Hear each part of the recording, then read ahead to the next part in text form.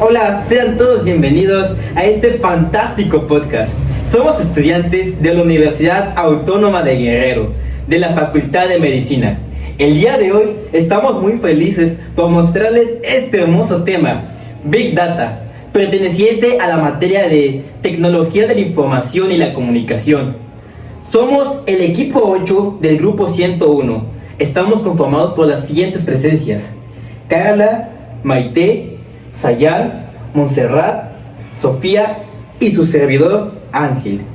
A continuación vamos a introducirnos a la definición del Big Data según la OMS con mi compañera Carla. Hola, buenos días, yo soy Carla y voy a presentar lo que es la definición del Big Data según la OMS. El Big Data como tal, la OMS no tiene una definición para él, sino que la UIT es quien tiene una definición para el Big Data. El Big Data es un paradigma para hacer posible la recopilación, el almacenamiento, el análisis y la gestión de la información en tiempo real de grandes conjuntos de datos con características heterogéneas. Pero entonces, ¿qué significa como tal paradigma? Un paradigma son las reglas que se deben de seguir para realizar una investigación. Ok. Entonces, como tal, hay como una regla que tiene que llevarse a cabo para que se vaya haciendo ese almacenamiento, ¿no? Sí. Ok. Qué interesante. ¿Y sabes cuáles son los antecedentes históricos? Sí, la historia del Big Data, al igual que su término, no tiene un origen concreto. Sin embargo, se ha ido presentando desde las primeras civilizaciones en Mesopotamia, hace alrededor de 7000 años, con el registro de datos para la agricultura y la ganadería. Habla. No, espérate, 3, 2, 1, 0. Qué interesante. ¿Y sabes cuáles son los antecedentes históricos?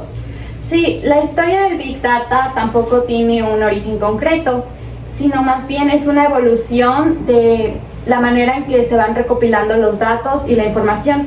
Esto comienza hace más de 7000 años con las primeras civilizaciones en Mesopotamia, con el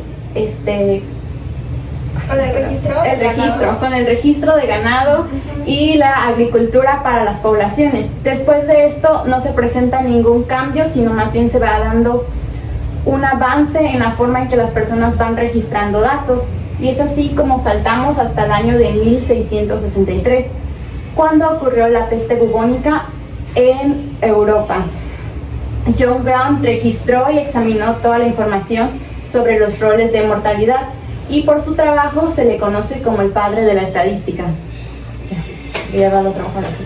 ¿Estuvo bien? Sí, córtalo. Perfecto. Oigan, ¿saben qué? Me acaba de surgir una duda. ¿Alguien sabe de dónde se origina el término?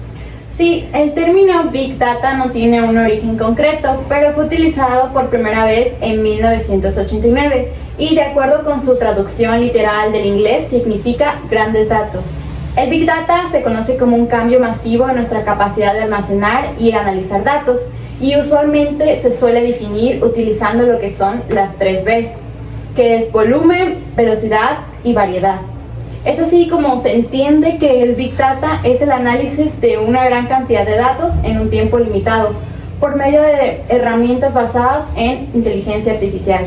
Después entramos al periodo de la Segunda Guerra Mundial. En el año de 1943, el gobierno británico creó una máquina que procesaba datos que tenían códigos nazis, a la que se denominó Colossus. Y en 1952, la Agencia de Seguridad Nacional tuvo una sobrecarga de datos de la Guerra Fría, así que tuvieron que procesar alrededor de 12,000 datos para recopilar y procesar señales entre los países.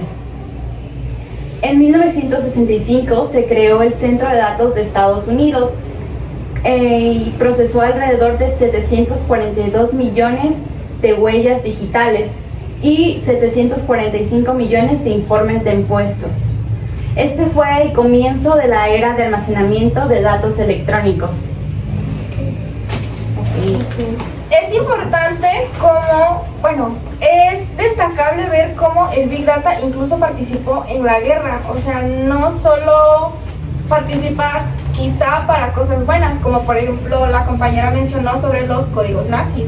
O sea, es algo quizá malo para la sociedad en ese momento, pero desde ahí el Big Data ya estuvo presente en la sociedad. Aunque no sea tan notorio, porque muchos creen que todo esto de las tecnologías es de apenas, cuando no, realmente ya todo tiene. Oye, también un aporte importante fue que empezaron a utilizar las cintas, ¿no? Sí, así es. En 1928, Fritz Flümer, un ingeniero alemán austriaco, creó un método para guardar información magnéticamente en cintas, y este fue el antecedente de los discos magnéticos que actualmente se usan todavía en las computadoras. Ya después no hubo ningún avance interesante hasta principios del siglo XX y los finales de las fechas posteriores.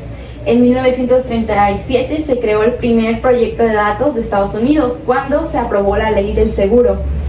En esta ley se pedía que se identificaran y contaran las contribuciones de los ciudadanos estadounidenses, por lo que hubo alrededor de 26 millones de datos que se tuvieron que contabilizar y 3 millones de empleadores que trabajaron en estos datos. Después del surgimiento de la estadística no sucedió ningún acontecimiento interesante, sino más bien los principios contables fueron mejorando, y hasta el siglo XX fue cuando ocurrió algo relevante para la historia del Big Data. En el año de 1865, Richard Miller analizó los datos de negocios de sus competidores, y a este análisis se le conoce como el primer análisis de datos para fines comerciales. 20 años después, en 1880, Herman Holliday creó una máquina de computación que servía para leer agujeros perforados en tarjetas de papel para organizar los datos de un censo. Bueno, ya de ahí pasamos al año de 1989. Este fue el año en el que por primera vez se usó el término Big Data.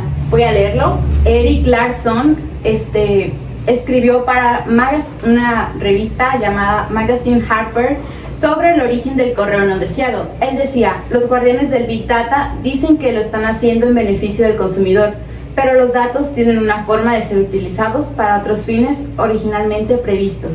Y es así como se dio a conocer el término Big Data. En el año de 1991, un informático llamado Tim Berners-Lee creó lo que hoy se conoce como la World Wide Web. La World Wide Web representó un avance muy importante en lo que es el Big Data, ya que nos ayudaba a analizar datos de una manera muy rápida, y esto también es un antecedente de lo que es la búsqueda de Google, porque en 1997 Google creó su motor de búsqueda, que eventualmente se convertiría en un facilitador clave del Big Data. Y bueno, también tenemos que en el año 1995 se creó la primera supercomputadora. La primera supercomputadora tuvo una capacidad muy rápida para analizar datos, porque analizaba los datos en un segundo, y esto era equivalente al trabajo que hacía una persona en 30 años. Eso es mucho. Sí. De hecho, no todos tenían acceso a la primera computadora. Sí, claro, supongo que solo personas con mucho poder adquisitivo, perdón. Sí, solamente hay gente que contaba con un recurso momentario para... Como eran los hospitales. Y eso sí, los hospitales no siempre contaban con más de una, la verdad. Había una y en toda una ciudad, ¿no? Quizá. Había leído que solamente en las oficinas privadas se usaban esos tipos de computadoras. Sí. Por ser nuevo, era muy poco. A comparación de hoy, que hoy ya Sí, todo el mundo tenemos una por lo menos. Es algo vital, ¿no? Sí, y facilita mucho la vida diaria, en cómo almacenamos nuestros datos, cómo nos facilita las cosas para empezar a escribir y enviar tareas, por ejemplo, en nuestro caso. Sí. Bueno, ya de ahí pasamos al siglo XXI. En 2005 se creó la web 2.0. Lo que implementaba esta web es que ahora participaban los ciudadanos en las aplicaciones, y Roger Douglas O'Reilly, quien es el creador de la web 2.0, definió en sus palabras lo que es el Big Data. Lo voy a leer. Él dijo: es un gran conjunto de datos que es casi imposible de administrar y procesar con herramientas tradicionales de inteligencia empresarial. Asimismo, en este año se creó lo que es el Hadoop por parte de Yahoo, El Hadoop marcó, bueno, en 2008 hubo un crecimiento en el análisis de datos porque se registraron alrededor de 9.57 zettabytes, lo equivalente a billones de gigabytes. Es decir, que por cada persona había 12 gigabytes por día. Y en 2009 se creó lo que es la base de datos más grande del mundo. No sé si sepan a qué país pertenece. No, pero nos podrías decir si es que sabes. A la India. No se hubiera imaginado. No, yo tampoco. Yo me imaginé Europa, las potencias mundiales. Sí, Europa, yo también. Asia, China. Siento que cuando piensas en tecnología siempre piensas en los países más avanzados. Como China y Japón. Ajá, como China. Sí. Bueno, en la India se comenzó a escanear el iris, la huella digital y la fotografía de sus habitantes, y para ese entonces eran 1.200 millones de habitantes. Por eso se consideraba la base de datos más grande del mundo. Sí, por la misma cantidad de personas que hay en la India, pues es de los países más poblados. Exactamente. Sí, es verdad. Sí. Bueno, ya en el 2010 hubo un crecimiento de datos y Eric Schmidt, creador de Google, dijo, hubo 5 exabytes de información creada por el mundo entero entre los albores de la civilización y de 2003. Ahora esa misma cantidad se crea cada 2 días. Es decir, que la información que se ha creado desde el inicio de las poblaciones es lo que se crea actualmente cada 2 días. Por eso hay que tener también mucho cuidado con la información que buscamos en Google, no todo es cierto. Y hay que tener mucho cuidado con investigar de dónde sacamos nuestra información, porque por lo mismo de que sale mucha información por día, no todo es verdadero. No todas las páginas son oficiales. Por ejemplo, las más comunes, bueno, las oficiales podría ser el Wikipedia, la OMS, la ONU, los PDFs oficiales, etc. Sí, bueno, ya llegamos a lo que es la actualidad, que lo más reciente que encontré en la información es el año 2020. En el año 2020 se esperaba que cada generación anual de datos fuera o aumentara un 4.300% y que la población de personas que utilizan teléfonos celulares fuera de 25.000 millones de dispositivos, y estos dispositivos iban a estar conectados obviamente a internet. Sí, porque si dan cuenta ahorita hasta los bebés ya tienen su propio teléfono. O sea, sus papás les compran su propio teléfono a sus hijos. Sí. Entonces, desde que somos básicamente bebés, ya tenemos acceso a toda la información y el mundo tiene acceso a nuestra información. Sí, es que actualmente tener acceso a toda la información del mundo tiene mucha facilidad para tener ese tipo de información. Pero de hecho, bueno, lo que yo recuerdo en nuestro tiempo de niñez, como tal no usábamos tanto, no sé, pero ahorita actualmente, por ejemplo, nuestros primos, si tenemos primos pequeños, ya vemos que ellos ya andan con la tablet y Y de todo. hecho eso tiene problemas y consecuencias en los niños porque Sí. se desarrolla sobreestimulación, y eso es malo porque cuando le quitas el teléfono a un niño empieza a hacer su berrinche, se empieza a irritar, o sea, ya tiene como una adicción al teléfono. Eso es un problema actual severo que no se está tomando muy a fondo. También en los jóvenes quita mucho tiempo estar en redes sociales, TikTok, Facebook, y quita mucho tiempo. Realmente es algo que Pues también mientras se tendría use que- de una forma, en este caso, y educativa, está bien, pero cuando es para perjudicar nuestro bienestar, pues sí es como una tipo de desventaja. Podría decirse que se ha creado una dependencia, ¿no? Sí, Como una tal, dependencia. sí. Pero están olvidando algo muy importante, que por ejemplo en nuestro ámbito, que nosotros somos estudiantes de medicina, para nuestro ámbito es sumamente importante. El almacenar datos nos facilita demasiado la vida.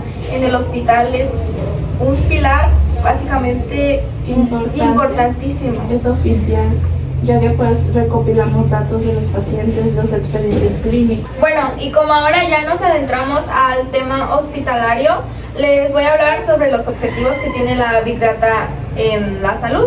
El primero que tengo es el reducir errores médicos. Como nosotros sabemos, hay muchísimos errores médicos.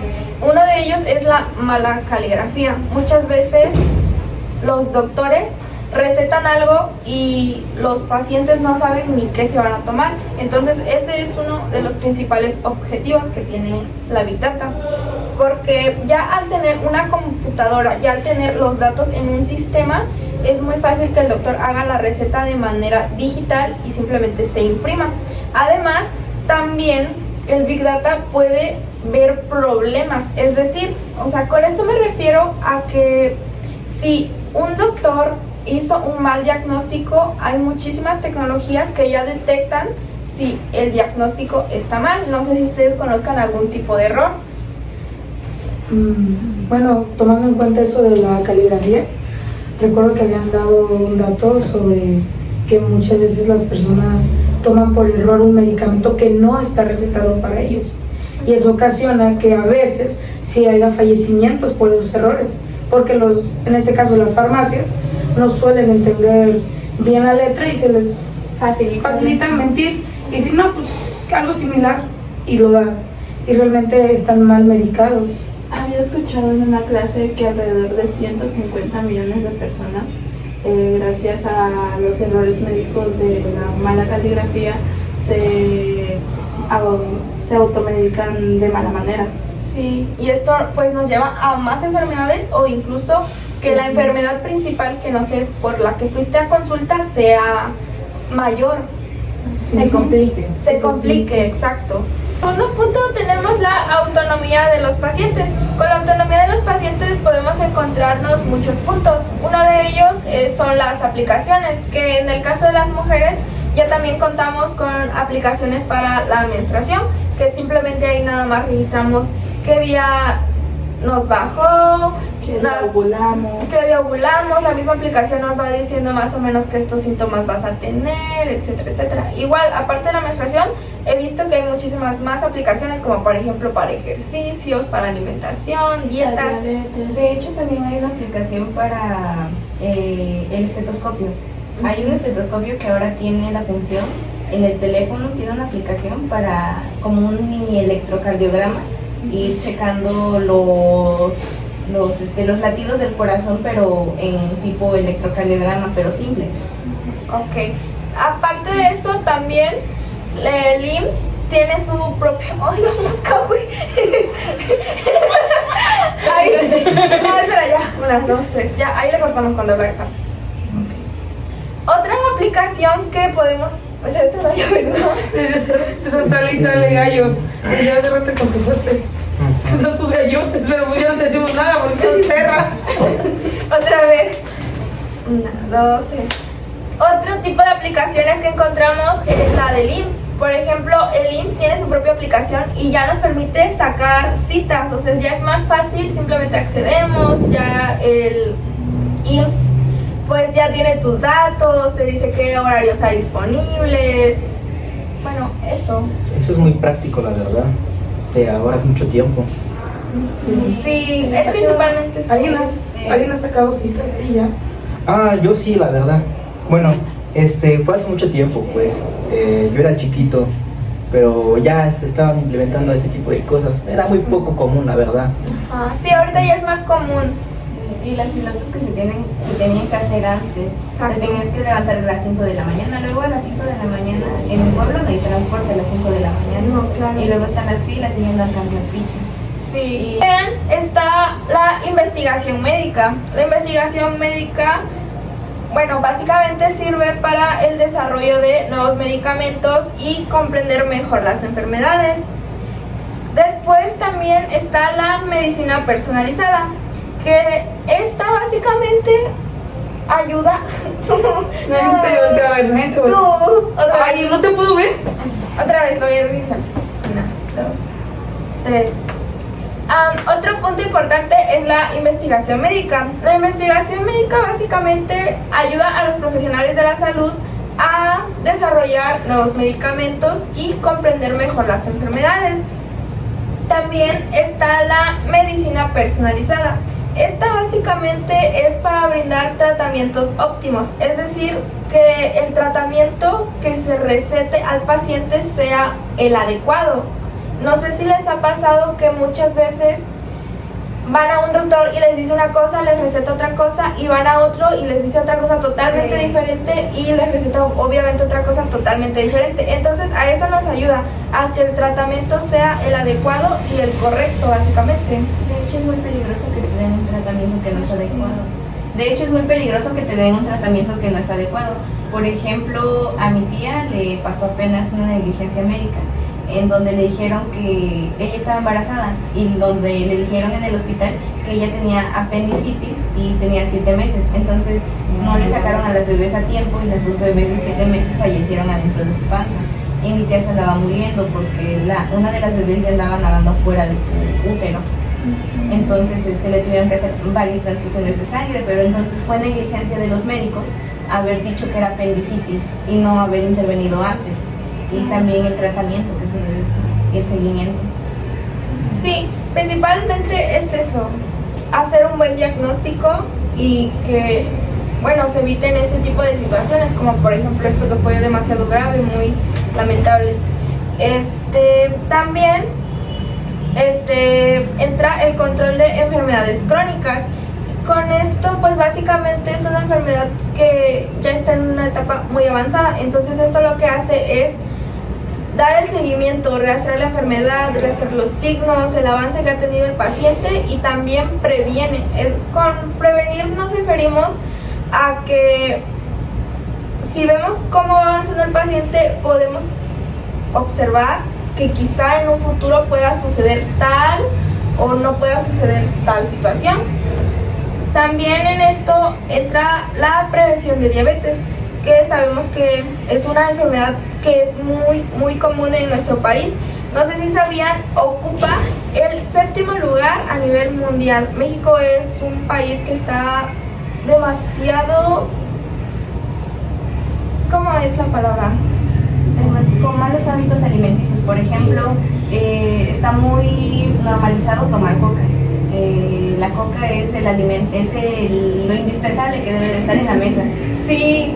Muchos lo toman como indispensable. Sí. Las familias de que no, pues no hay verdura, pero tráete una coca. Exacto. Sí. Sí. Y bueno, muchos de nosotros, si no es que todos, por lo menos tenemos un familiar con diabetes. O sea, imagínense qué tan mal está el mundo. ¿Qué tan mal está el país? Bueno, el país Sí. Bueno, Y también hay consecuencias con eso de la diabetes. Y se tiene que ir dando un seguimiento. De hecho, los datos, la información de base de datos puede ayudar en eso, en llevar un control. Por ejemplo, mi abuelito llevaba un control en el hospital antes de que falleciera. Se vino lo de la pandemia y ya no tenía el control que llevaba antes. Entonces él falleció de falla renal en su cuarto, porque ya no nos dio tiempo de llevarlo al hospital. Sí, básicamente es eso, prevenir y que estas situaciones no ocurran. También tenemos la gestión de datos, mejorar la gestión de datos.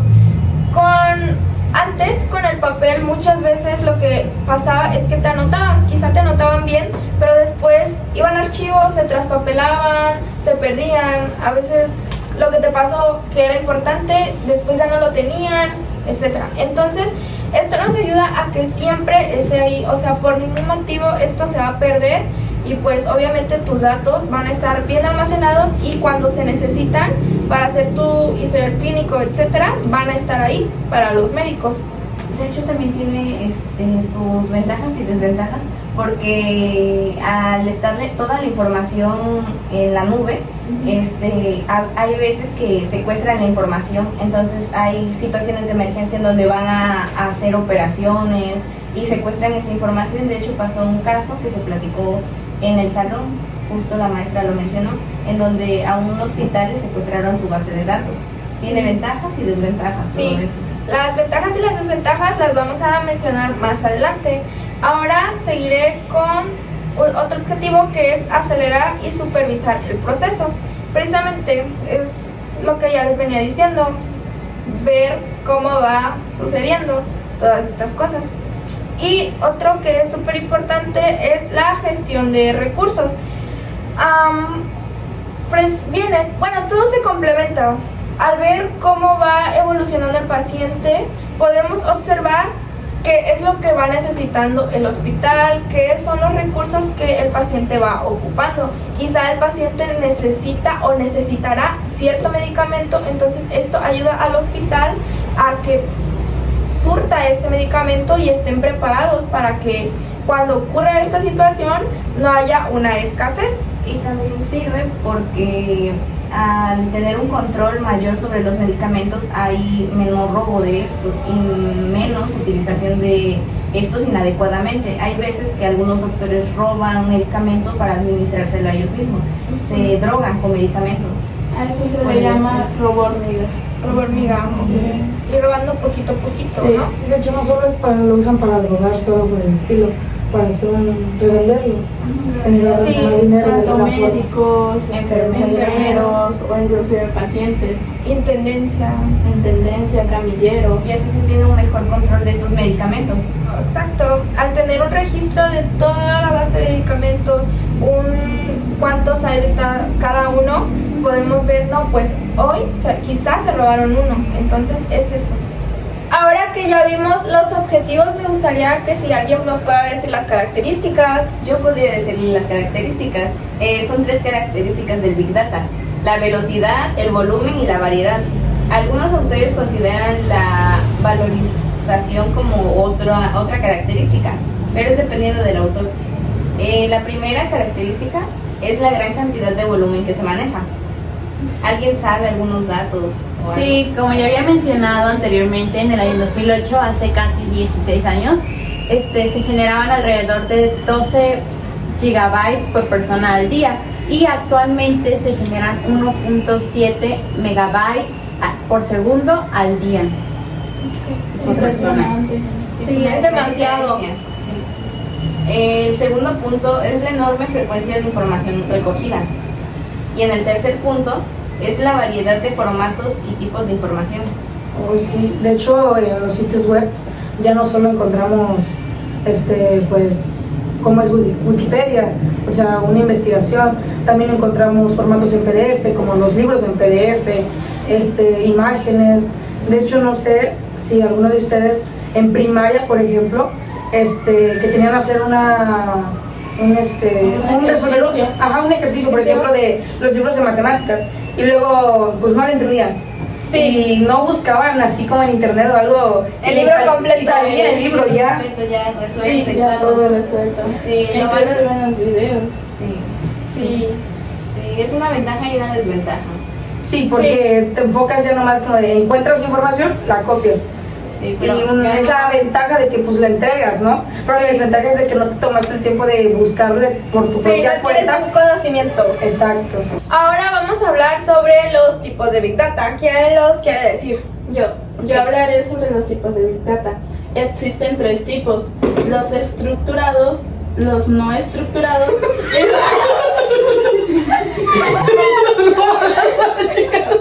Parecía pedo tú. No, pero sí se sonó como pelazo. Sí, pero la verga. espérate, la cara de Maite. Es que una que vive en Acapulco Y te tocó. Ajá. 1, 2, 3. Ahora hablaremos sobre los tipos de Big Data. ¿Quién los quiere decir? Yo hablaré sobre los tipos de Big Data.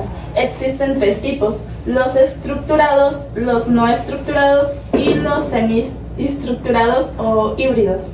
Los datos estructurados son aquellos que están organizados y tienen un buen formato. Estos se desglosan en numéricos, categóricos, temporales, geoespaciales, textuales y transaccionales. En los numéricos se basa en la información estadística de valores numéricos, como por ejemplo los resultados de un test o inclusive la lista de cuántos tipos de género hay. Ok. En los categóricos, aquí nos permite clasificar la información en un conjunto de grupos, así como por ejemplo, no sé, a Ángel le gusta un tipo de gato, a ella le gusta otro tipo de gato, y así vamos juntando a las preferencias que persona le gusta.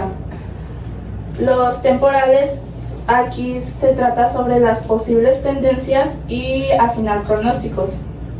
En los geoespaciales, aquí se trata básicamente de la ubicación geográfica, que son como las coordenadas del GPC, y el nombre de la calle, el código postal, etc. Los textuales aquí son los análisis estructurados de texto libre. Aquí se trata más que nada como las reseñas, los resúmenes, los análisis, etc. Y por último, los transaccionales son las actividades que nosotros hacemos afuera del entorno, como por ejemplo uno que va a comprar, ahí pues se va almacenando la información, qué es lo que tú compras o a qué lugar vas, etc. Después nos vamos a los estructurados. Aquí digo los no estructurados. Los no estructurados, estos no tienen forma o una estructura como tal. Tienen un gran tamaño y además de que contiene una combinación de diferentes archivos dificultando su manipulación. Entre estos están los textos sin formato, los gráficos y los multimedia. Aquí entran los audios y los videos. Los audios recogen información, señales por medio de, obviamente, audios, videos e inclusive música. Y los videos permiten también extraer información y crear finalidades. A lo último están los sensores. Estos generan como tal datos como la temperatura, también nos ayudan como en el área de salud e inclusive nos ayuda a tener entradas de registro de cualquier persona que entra y salga del hospital. Y por último están los semiestructurados o híbridos. Estos como tal tienen la misma información de estructurados o no estructurados. Pueden contener ambos tipos de datos, suelen tener formato que se puede definir pero difícil de comprender. Está como la primera vez que dijo mi compañera Carla la palabra, no me acuerdo muy bien la palabra, pero como tal tienen que tener una secuencia de reglas para poder usar este tipo de datos. Paradigma. Paradigma. Eso. Tiene que tener una secuencia de reglas para que el usuario pueda usar este tipo de datos, porque como tal sí es difícil. Sí. Ya. Ahora vamos a pasar con los usos y funciones que nos tiene el Big Data. Yo puedo hablar al menos de los principales usos y funciones que tiene el Big Data. Okay. Bueno, estos están muy relacionados con todo lo que ya hemos dicho, vaya. Son tres principales usos que tiene el Big Data. Comenzamos con la medicina personal, ¿no? Esto pues se encarga de diseñar tratamientos individualizados según el historial clínico, el historial médico del paciente. Esto pues puede aplicarse a tratamientos de pacientes con cáncer, que tienen que tener un seguimiento constante, exacto, específico. Exactamente. También tenemos otro de sus usos que es la mejora de los diagnósticos.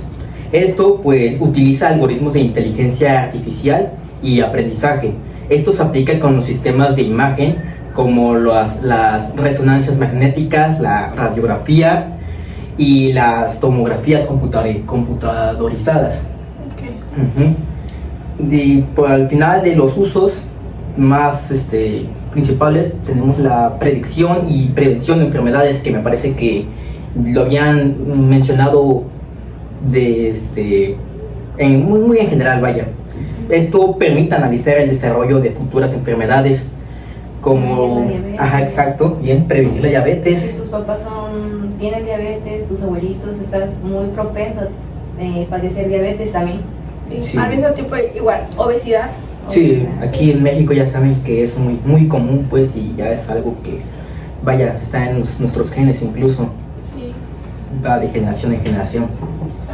Y bueno, abarcamos también las principales funciones del Big Data, que podemos comenzar con la integración y almacenamiento masivo de datos. Eso lo habían abarcado de otra forma con almacenamiento, el volumen de datos, algo así habían dicho. Reúne y gestiona un gran volumen de datos reunidos. Y tenemos también otras funciones como la visualización de datos médicos. Esta es una herramienta de visualización que nos sirve para mejorar la toma de decisiones de los médicos. Vaya, estas herramientas de visualización, ya había mencionado una antes, la cardiografía o la tomografía computadorizada, como ya había mencionado. Y la última función, son muchas, pero estas son las principales, es la seguridad y privacidad. Esta pues garantiza la encripta, acceso controlado y anónimo de datos sensibles. Sabemos que hay pacientes que se les mantienen en el anonimato, ¿no? Sus datos solamente son compartidos obviamente entre los personales del hospital o a los médicos que estén atendiendo al paciente. Esto ocurre principalmente cuando la enfermedad es muy grave o quizá que para muchas personas no esté tan fácil de manejarlo. Es como un tabú. Como del decía, SIDA. un tabú, Del SIDA, no, cáncer. Cáncer. No, a lo mejor no quieres decir a tus familiares que tienes cáncer o tienes SIDA. Sí, ¿no? O sea, a comparación de que, por ejemplo, una tos, todo el mundo tiene una tos. Exactamente. Trata de ocultar cosas que pueden ser sensibles para el paciente, ¿no? Protegen su privacidad. Exactamente. Entonces, ¿alguien nos podría comentar sobre los principios? Yo podría. Uno de los principales principios es la generalización de evidencia. Esta es crucial para utilizar métodos científicos para generar evidencia a partir de los datos. Con esto asegura la validez y la significancia de los análisis de los datos utilizados. Esto quiere decir que es el almacenamiento de datos en el hospital, ¿no? Como un registro clínico que tiene el paciente, como por ejemplo si tuvo alguna enfermedad o algún accidente, vaya, ya lo tienen registrado desde hace años. Sí, de hecho sí. Bueno, otro de los principios es las nuevas metodologías analíticas. En este caso, enfocándonos en Big Data con enfoque a la salud, que esto a menudo utiliza herramientas de aprendizaje automático, como redes neuronales en lugar de métodos estadísticos convencionales. Con esto, pues se permite descubrir patrones y generar nuevas hipótesis. Bueno, la siguiente es la infraestructura tecnológica, que esta quiere decir que es flexible y expansible con el uso de la data lakes y soluciones de almacenamiento en la nube. Si no se tiene una infraestructura como tal, esto se vuelve un poco más ilimitado, o sea que necesariamente tiene que ser una infraestructura para que se pueda empezar a generar. En este caso podría ser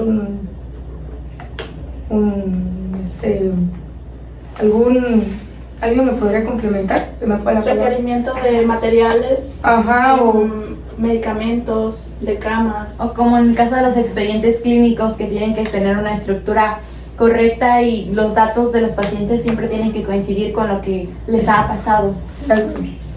Bueno, la siguiente es la privacidad y acceso de datos. Es necesario revisar las políticas actuales para equilibrar los beneficios potenciales con la protección de la confidencialidad de los pacientes. Sí, esto tiene que ver mucho con que el programa que vayas a utilizar para recabar datos sea de acuerdo con las normas que existen en el país en el que estás haciendo tu investigación, y siempre tienes que respetar la privacidad y los derechos de los pacientes para evitar algún problema legal. Bueno, y esos serían como tal los principales principios, pero también no solo hay principios, hay aplicaciones como las que les voy a comentar, que una de las primeras es las finanzas, que esta quiere decir que es para detectar fraudes por medio de un análisis de transacciones en tiempo real, también para gestionar los riesgos y predecir los mercados. Eso ya lo habíamos comentado anteriormente cuando dijimos que llegaban algunos personales dentro del hospital a robarse medicamentos. Sí. Habían comentado que se llamaba como robo hormiga. Sí, que los usan tanto como para drogarse o para beneficio propio. Económico en este caso. Bueno, otra de las aplicaciones es salud, que en este caso es análisis de volúmenes de datos médicos para mejorar diagnósticos y tratamientos, también para predecir los brotes de enfermedades y epidemias por medio de datos globales. Bueno, en este caso siento que se enfoca un poco también como en el COVID, no sé si recuerdan, que pues como estábamos todos pues encerrados en nuestra casa, pero por vía internet en este caso mirábamos cómo iban las estadísticas, de que si en este caso en Guerrero ya había COVID cuando estaba empezando, cuántas personas iban infectadas, si ya la mayoría tenía COVID o ese tipo de cosas. También se podría utilizar para el análisis de recabar la información, cuáles eran los síntomas que los pacientes tenían y para que los doctores se fueran dando una idea de cuál iba a ser el tratamiento que iban a implementar. Sí, de hecho también en el caso del COVID miraban por qué mayormente se podían morir y quiénes eran las personas más propensas a morirse, que en este caso eran las personas más mayores y con alguna enfermedad ya que tenía de tiempo. Sí, también nos ayudaba a los mismos pacientes a ubicar, localizar cuáles eran los síntomas que sentían. Sí, porque cada paciente tenía diferentes síntomas. Exacto. En el caso del COVID. No todos presentaban lo mismo. Exactamente. Incluso algunos eran asintomáticos. Sí, era peor porque tanto contagiaba y no sabían y luego desafortunadamente de repente se morían. Sí. Bueno, otra de las aplicaciones es en energía, que es el monitorear y analizar datos sobre el consumo energético para poder mejorar la eficiencia de sus servicios, identificando fallos y la gestión de las redes inteligentes. Sí, de hecho también esto podría entrar lo de que en la CIA se ocupa 500 mililitros por cada vez que los utilizamos. Entonces, en recursos naturales estamos acabando con el agua, aunque no nos demos cuenta. Sí. De hecho, sí. Y creo que es algo que muchos no sabíamos. De hecho. Sí, y la verdad es que ahorita utilizamos la IA para básicamente todo, o sea, hasta para la más mínima cosa. Oye, el chat GPT, pues, búscame esto. En vez de estar buscando en Google y estar viendo página por página, eso nos facilita más, pero sin darnos cuenta. Estamos perjudicando al planeta. Sí, porque el agua se ocupa para enfriar los monitores que procesan la información, entonces esto hace que se ocupe agua. De hecho, en cualquier buscador se ocupa agua para enfriar sus monitores. Entonces Google gastó 1.7 millones de litros de agua de tanta información que se busca para enfriar sus monitores. Y eso es solo por cada vez que investigamos. O sea, imagínense ¿cuántas investigaciones no ocurren al segundo, al minuto, al día? ¿Cuánta agua no se gasta al día? Como nos comentaba Sofía, que es ya muy es mucha la diferencia de los datos que se buscaban antes a los que se buscan ahora. Sí. La verdad es que ahorita buscamos hasta la cosa más mínima, o sea, hasta lo significante. Podríamos buscar en otra parte. Y es que también cada vez la población va aumentando, vaya. Cada vez hay más sobrepoblación en los lugares que ya había sobrepoblación. Más población y está más ya las nuevas generaciones ya traen eso de que todo la tecnología desde el nacimiento. Están más enfocados en las tecnologías desde chiquitos. Sí, porque en nuestro caso, no sé si ustedes en algún momento investigaron en enciclopedias, por ejemplo, sí. O que les decían, no, necesitamos imágenes, busquen en el periódico, la revista, sí. Pero ya ahorita los niños de ahora, las bibliografías, por ejemplo, sí, de hecho, buscan, imprimen y ya. Entonces sí está cambiando todo. Sí. Tanto para bien como para mal. Exacto. Bueno, y no solo nos quedemos con las aplicaciones, también, ¿quién nos podría hablar sobre los análisis de datos en Big Data? Yo. De hecho, los análisis de datos en Big Data, en ese tema, los análisis se realizan procesamientos por partes en datos almacenados. Estos normalmente se utilizan para resumir observaciones, realizar análisis de patrones y enriquecer datos. Vaya, un ejemplo de esto podría ser el uso de historiales clínicos electrónicos. Y pues las herramientas que se utilizan para dichos análisis de datos vendría siendo el resumir datos, el enriquecimiento de datos y administración de datos. El historial clínico es muy importante ya que ahí se lleva el control de cada persona dependiendo de su enfermedad. Incluso si no tiene una enfermedad en el momento en el que le pasa algún accidente, ven sus antecedentes, como por ejemplo, hay condiciones en las que un paciente puede ser alérgico a algo, Su tipo de sangre. un tipo de sangre, la coagulación de la sangre también. Datos indispensables que se datos necesitan. indispensables. Vaya, datos generales pues del paciente. Sí. Y al estar en formato digital es muchísimo más fácil tenerlos a la mano que puedes tenerlo en una hoja y Sí. buscar en un archivo gigante. Sí, pues como habían Y dicho como antes. es una emergencia, Pues como había dicho antes, es más práctico, vaya, que tener un montón de papeles que pueden perderse o extraviarse. como con lo de Otis, que se extraviaron todos los papeles y volaron. Sí. Estuvo muy trágica la situación. Exacto. Bueno, entonces, ¿alguien nos puede decir o nos quiere decir las ventajas que nos tiene la Big Data? Yo hablaré sobre las principales ventajas del Big Data. La transformación digital trae consigo en el mundo de oportunidades por la gestión de la salud. Bueno, la primera ventaja es que mejora la prevención de enfermedades. La segunda es que acelera los diagnósticos. El uso de inteligencia artificial y análisis de datos permite realizar el diagnóstico más eficiente de enfermedades. Y después sigue la integración de laboratorios.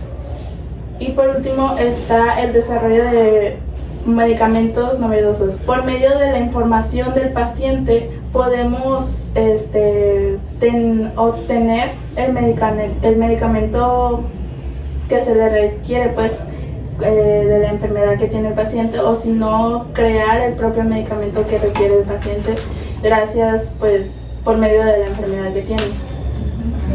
Y de los avances tecnológicos. Sí, vaya Sí, medicina de hecho, personalizada. a veces los medicamentos son creados con las mismas bacterias que tiene la enfermedad. Sí, exacto. Como las curas, los antídotos. Retomando lo del COVID, como hace rato, ¿cómo se hizo la vacuna del COVID? ¿Alguien sabe? Con la propia Con el- enfermedad. Con la propia enfermedad, exacto. Sí. Bueno, llevándoles un poquito la contraria, les voy a decir las desventajas. Y una de ellas es la vulnerabilidad de la información. Bueno, como su nombre lo dice, es que al estar toda nuestra información en un centro de datos, en una nube, es muy vulnerable a que personas externas entren a ellas y adquieran nuestra información, que pues bien sabemos que esta información es súper delicada, o sea, no tiene que estar en manos de cualquier persona. Y pues esto obviamente genera desconfianza en este caso de los pacientes, que obviamente tienen miedo de que su información ande rondando en las manos equivocadas y pues se puede filtrar, incluso les puede arruinar la vida, como ya habíamos dicho hace ratito, lo del SIDA. Más que nada lo del SIDA, Sí, es un tema muy delicado. Sí. Que tiene, es un tema con mucho tabú, o sea, hasta el momento la gente lo sigue viendo como algo de que no te toques, más bien no lo toques porque te puedes contagiar, cuando pues sabemos que no es así. Okay. Otro punto es la difícil integración de datos. Con esto me refiero a que, por ejemplo, no es solo subir los datos y ahí no, o sea, se tiene que clasificar, se tiene que ordenar, no, pues tales pacientes son de este día, etcétera, etcétera. Hay muchas cosas que se tienen que tomar en cuenta antes de muchos puntos para clasificarlos, para clasificar pues los archivos que se vayan a subir. Ya puede ser de pacientes, o sea, no solo son de pacientes, ya habíamos dicho fármacos, De todo. de todo el El hospital. registro de materiales. Ok, y entonces eso obviamente es súper difícil de clasificar y pues de poner, no sé, en una carpeta así, chan. Eso es lo difícil. También tenemos la necesidad de medios técnicos y legales, que esto nos desemboca a más puntos que más adelante les voy a decir, pero pues básicamente es la necesidad constante de estar teniendo pues un mantenimiento, o sea, estar actualizándote, estarte protegiendo de, pues ya bien habíamos dicho, demandas, es eso. También es que no existen estándares de calidad de datos, o sea, no hay algo que nos diga esto es lo correcto o así se tiene que subir o así lo tienes que clasificar para que no te lo roben, no. Eso pues se complementa con el primer punto, que es vulnerable.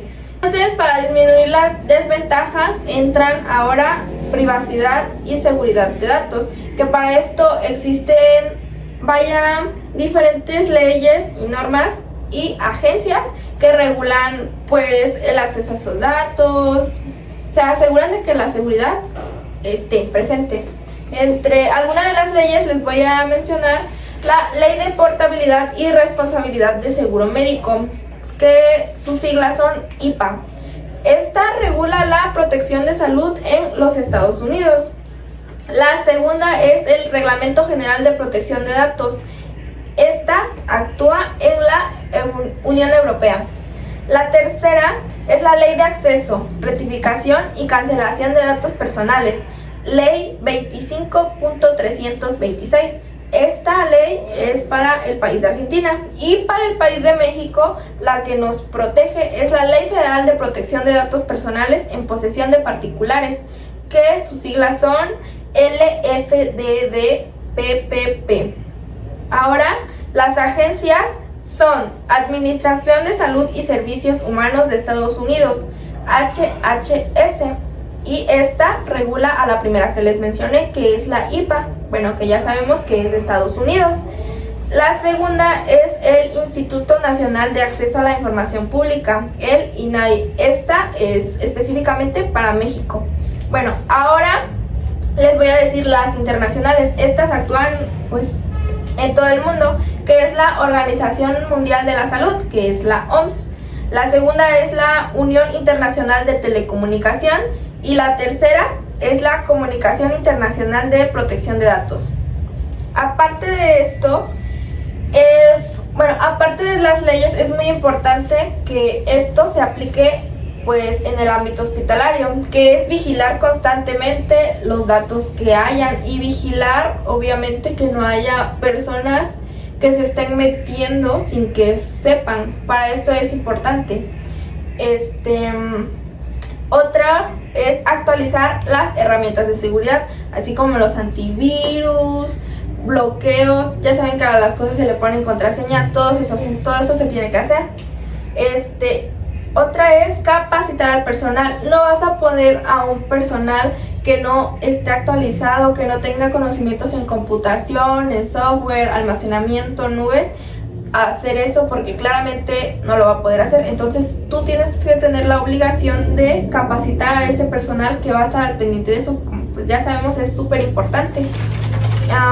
Otro es obtener el consentimiento. Obtener el consentimiento nos referimos al paciente. O sea, el paciente tiene que saber que tú tienes sus datos, que tú lo estás guardando, que esto que le está pasando va a estar en una nube. Otro es regular el acceso a terceros. Con esto pues, como ya les vengo diciendo, no cualquier persona se va a meter a esta información, solo pues en este caso quizá los de archivo, que pasen directamente desde archivo a los doctores el documento. No va a estar rondando de que te lo paso a ti, después tú te lo mandas, no. Entonces, por último es el trabajar con datos anonimizados. Con esto es un poco viable y no viable. ¿Por qué? Porque podemos poner: hombre de 18 años tiene SIDA, pero ¿cuántos hombres no en el hospital hay con SIDA? Entonces esto no es viable, pues porque ¿cómo voy a saber quién es? Es poca información. Es en muy general. Exacto. Entonces eso es todo. No sé si me quisieran complementar con algo que sepan. Dijiste que trabajar con datos anonimizados, ¿no? Sí, o sea, dices tú no es viable, pero también puede ser viable porque no solo agregan el hombre de 18 años tiene SIDA, agregan el cuarto, la cama y están los datos personales, en este caso no hay una ficha de identificación, pero en este caso si son anonimizados no va a tener el nombre de la persona, pero más sin embargo si el número de la cama y si tiene un cuarto específico. Entonces de alguna forma tal vez sí también podría ser. Y también un punto muy polémico pero también importante sobre el anonimato es sobre el aborto. El aborto, hay páginas en Facebook en donde te ponen envíanos mensaje al WhatsApp y nosotros te damos asesoramiento para que no tengas que ir a una clínica y estar pasando vergüenzas de que no, pues ya me vio mi tía entrando al hospital y ya va a decir que voy a abortar. y ya me van a quemar en todo el pueblo y que todos se van a enterar que ya aborté y me van a estar quemando, después va a haber consecuencias con que mis papás me peguen o así. Bueno, Sí. que de hecho debería haber confianza entre los papás para decir eso, ¿no? Sí, aparte que dices que en páginas de Facebook o algo así, pero también tenemos que fijarnos en qué páginas. Porque como me han dicho sobre la privacidad, no todas las páginas realmente son Confiables. confiables. Hay unas que probablemente tú les mandas un mensaje y terminan publicándote. literal. O sea, O entonces, fuera de eso, aún más grave, o sea, ellos se supone te recetan un medicamento, te recetan la dosis que tienes que tomar para proceder con el aborto, pero quizá no es la dosis adecuada y quizá solo te están haciendo una maldad, o sea, o dándonos en un enfoque más extremo, hay personas que son trata de blancas y simplemente te siguen el juego de que sí quieren un aborto y no, vete a esta tal ubicación y que termina pasando. sí. Entonces también tenemos que fijarnos muy bien O en eso. también dicen de que no, pues vamos a enviar el medicamento, pásanos tu dirección. Imagínate, Sí. pasas tu dirección Y pues, no te son roban. ciertas esas páginas, Ajá, y son no otras nos quitan el personas. dinero.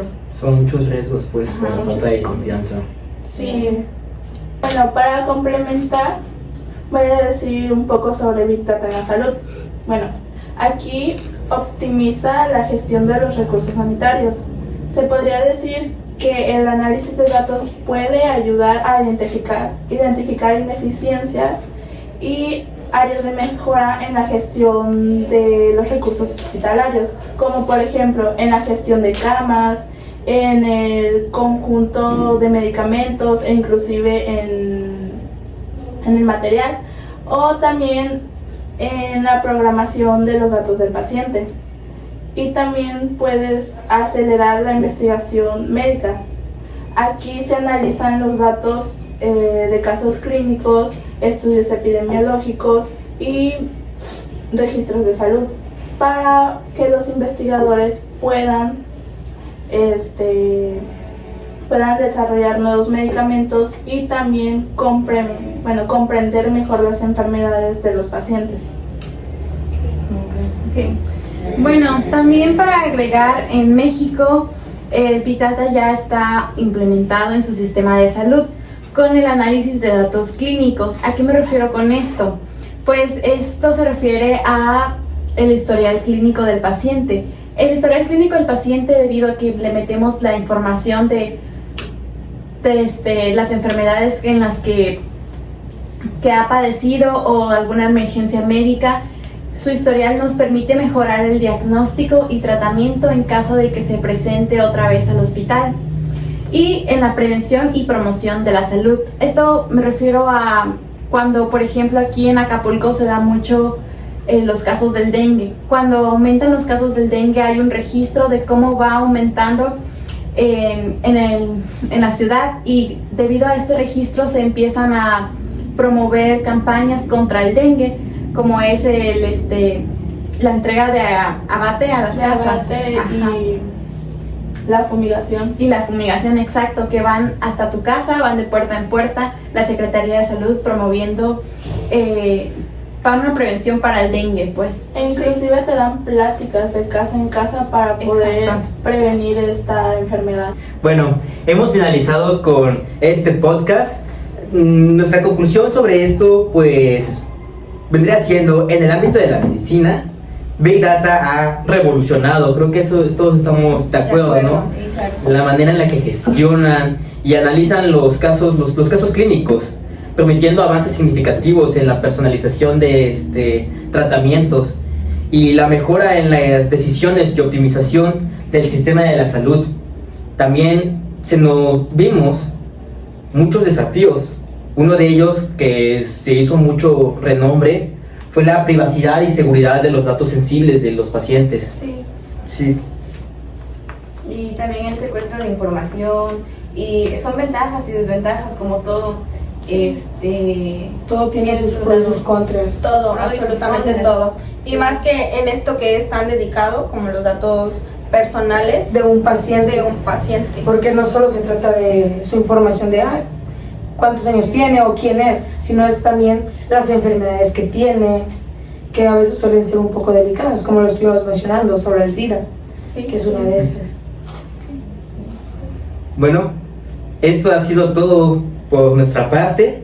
Esperamos si hayan aprendido algo de este podcast, la verdad. Estamos muy felices por haber culminado con esta plática, la verdad. Nos vemos en Nos un vemos próximo. en- Adiós.